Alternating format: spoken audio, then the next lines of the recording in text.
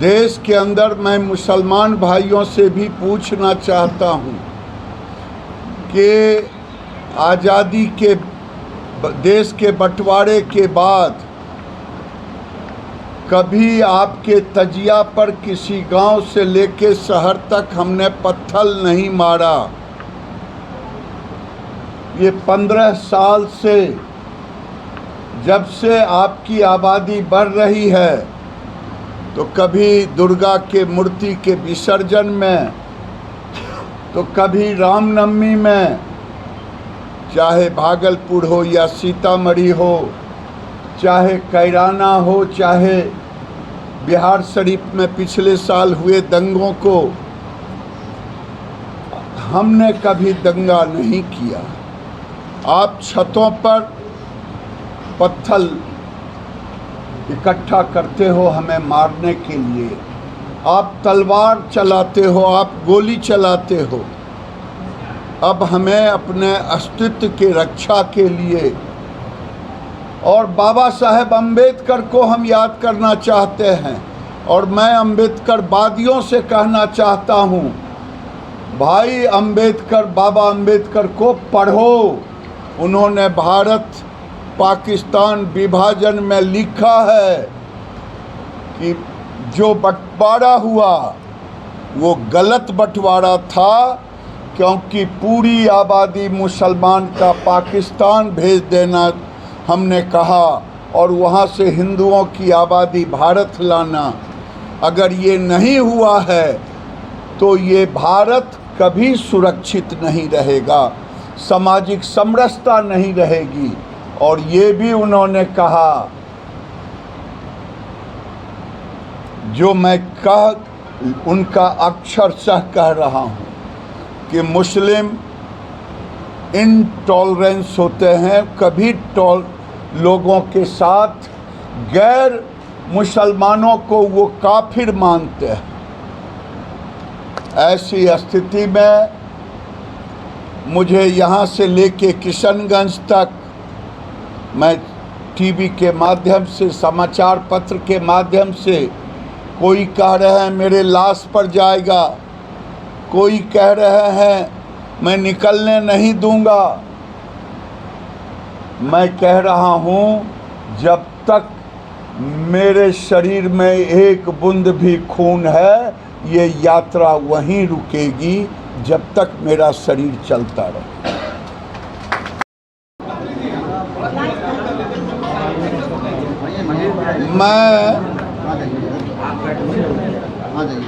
मेरे साथ आज हिंदू स्वाभिमान यात्रा में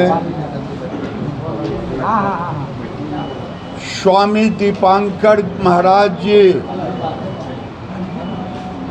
जो करीब 2 साल से भिक्षा यात्रा पश्चिम उत्तर प्रदेश के गांव-गांव में जा रहे हैं, हिंदुओं को एकत्रित कर रहे हैं। ये हिंदू स्वाभिमान यात्रा के हमने स्वामी जी को आग्रह किया, वो मेरे साथ चलने को तैयार हुए। आने के समय थाना बिहपुर होते हुए 2-2.5 घंटे तक उस कार्यक्रम में लगा। मैं निवेदन करूंगा स्वामी दीपांकर जी महाराज से, इस यात्रा के औचित्य पर ये प्रकाश डालें। और आज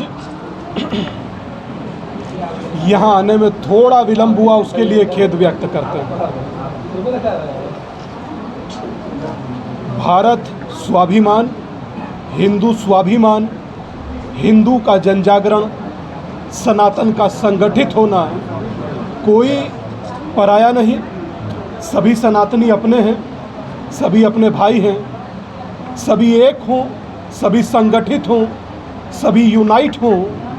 यही इस यात्रा का लक्ष्य है। जैसे दादा ने कहा, यह यात्रा अपनों को जोड़ने निकली है। ये यात्रा जातियों में बटे हिंदुओं को एक करने निकली है। ये यात्रा एक उद्घोष के साथ निकली है कि ना कोई दूरी और ना कोई खाई, हिंदू हिंदू भाई भाई। इस उद्घोष के साथ ये यात्रा आगे बढ़ेगी, कल से प्रारंभ होगी। ये यात्रा उस विचार के विरुद्ध निकली है जो हिंदुओं को तो जाति में बांटकर देखता है, मगर एक वर्ग विशेष पर आंखें बंद कर लेता है और मुंह को मौन कर लेता है, वाणी को मौन कर लेता है। ये यात्रा उस विचार के विरुद्ध निकली है जो बहराइच की घटना करता है और समूचा एक ऐसा वर्ग जो पिक एंड चूज कर चलता है, वो आंखों को बंद कर लेता है और उसमें कमी तलाशता है।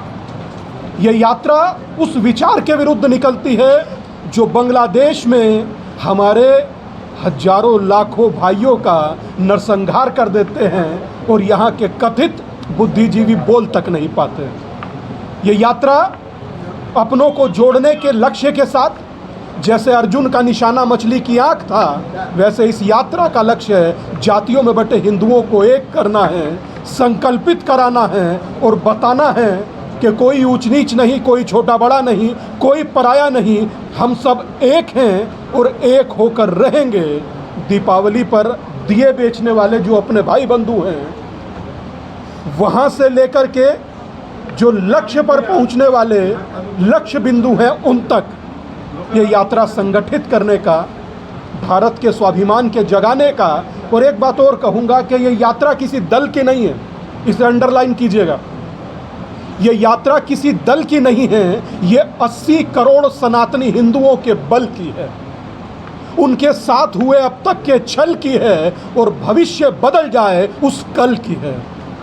आप सबका बहुत बहुत आभार। और मैं चाहूँगा दादा दिल पर मत लो। मित्रों, आपने दीपांकर जी की, मैं इतना ही कहूँगा,